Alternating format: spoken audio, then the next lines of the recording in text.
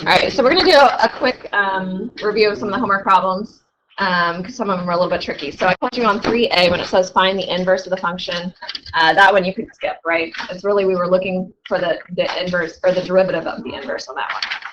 All right, so the next problems that people had were on numbers 7 and 8. So I did not actually talk about this in the notes. I probably should have.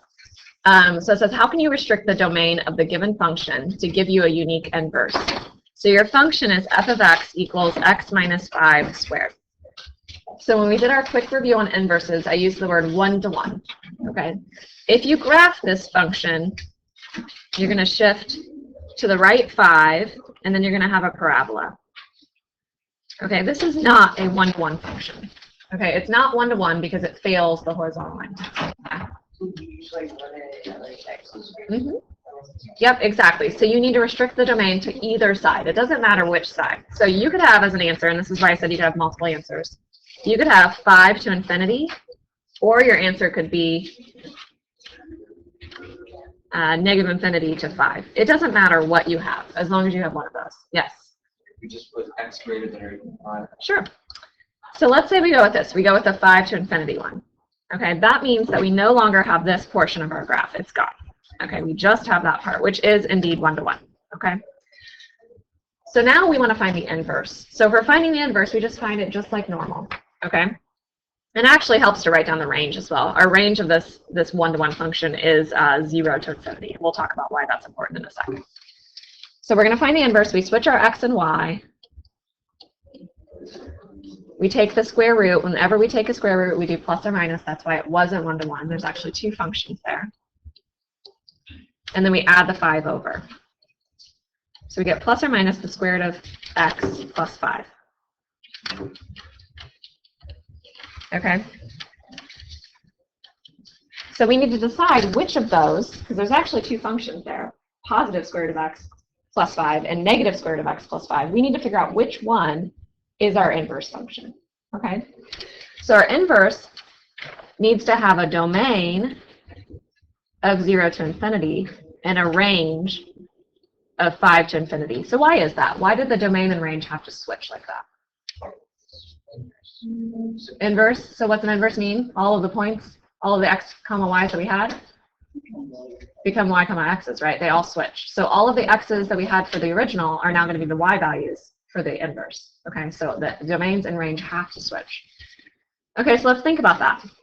If I plug in 0 for x, I want to get 5. Okay, well that works either way. What about if I plug in something bigger, like 1?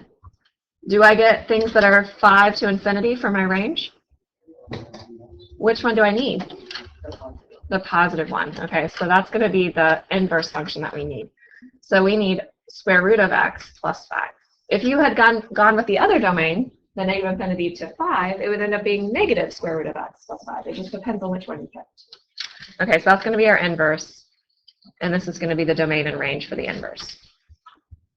All right, so it's the same kind of idea for number 8. So number 8 is an absolute value function. So we have f of x equals absolute value of x plus 3. So if we're finding the inverse for this, and we think about the graph, it's not one-to-one. I didn't draw this very well.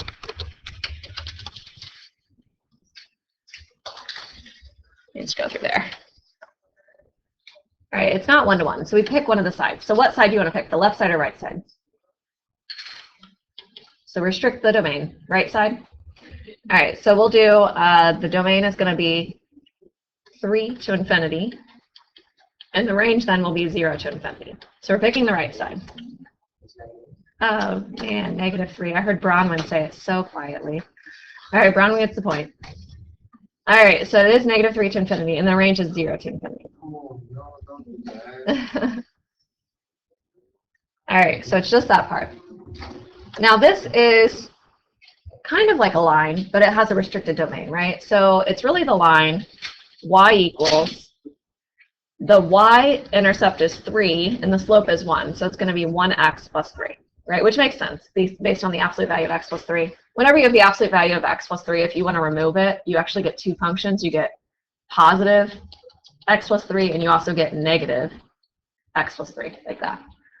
So that gives you the two portions of the piecewise function that make that absolute value. So anyway, so we have 1x plus 3. All right, so if I'm finding the inverse, I switch my x and y, and I solve. So I get x minus 3 equals y. So f inverse of x is going to be x minus 3. But it's not the whole line for x minus 3.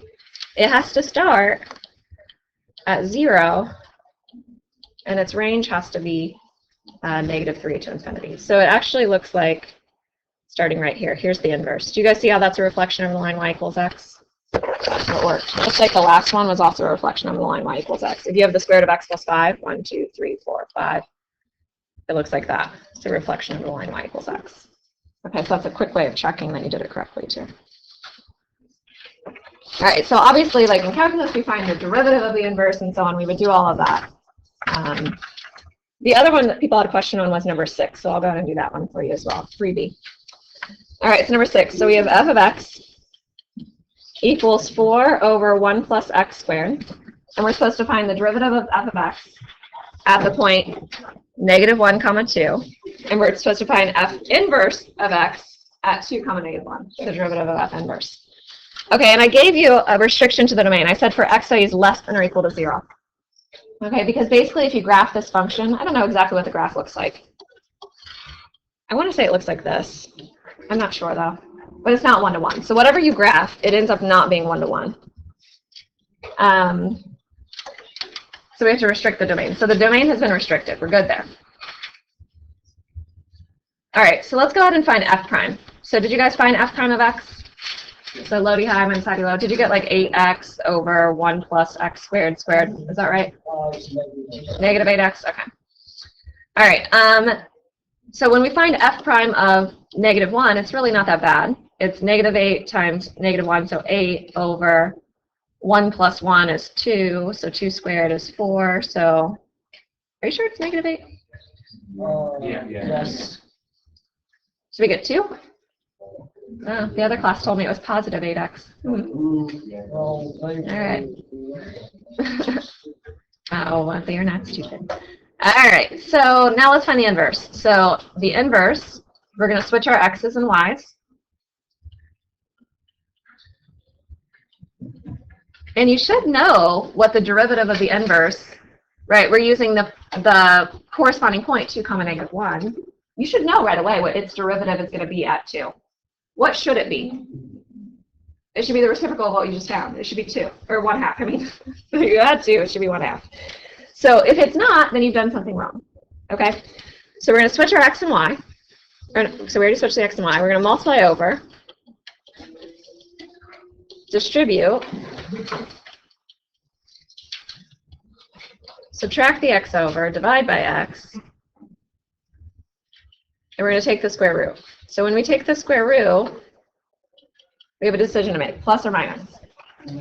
Yeah, it's negative. We want to have that point 2 comma negative 1.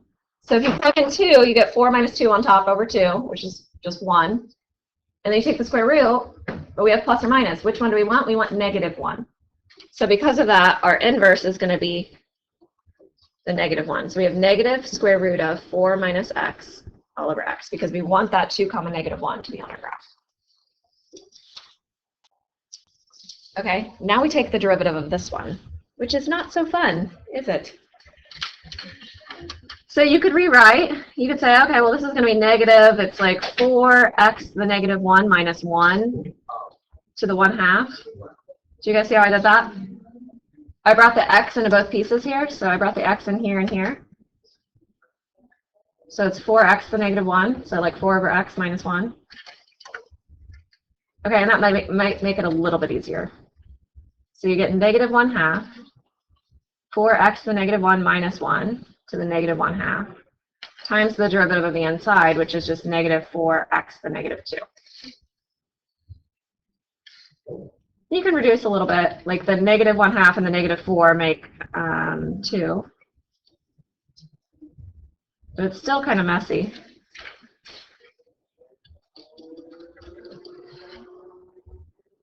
Okay, so as we plug in our numbers, we plug in 2. we get 2 over 4 square root of 4 times 2 to the negative 1. No, wait. Yeah, 4 times 2. Is it 2 to the negative 1? Oh, 2 to the negative 2. Oh, you missed it. No, what did I do? It is 2 to the negative 1. All right. Confused. I did this a different way in the other class. All right, so it's 4 times 1/2, which is 2, minus 1, which is going to be the square root of 1. All right, and then we have times, that's it, yeah, so 1/2, yeah, so we're good. So we do get the reciprocal as we wanted. Okay, so that one was a little bit tricky. So on the AP test, if you know that finding the inverse is difficult, right? That was difficult for a lot of reasons. It was difficult because you needed to know that there was a negative there, and it was difficult taking the derivative of it, right? There were lots of ways that you could have messed up on that problem. So if you see that there are lots of ways that you can mess up, remember there's always that other theorem that you had. So you find what this one is, and then do 1 over it to get the, so it's like, what was the theorem? F inverse prime of A equals 1 over F prime of F inverse of A, right? You're just using that formula. Okay, it's much easier sometimes. All right, let me stop this recording and I'll start the next one.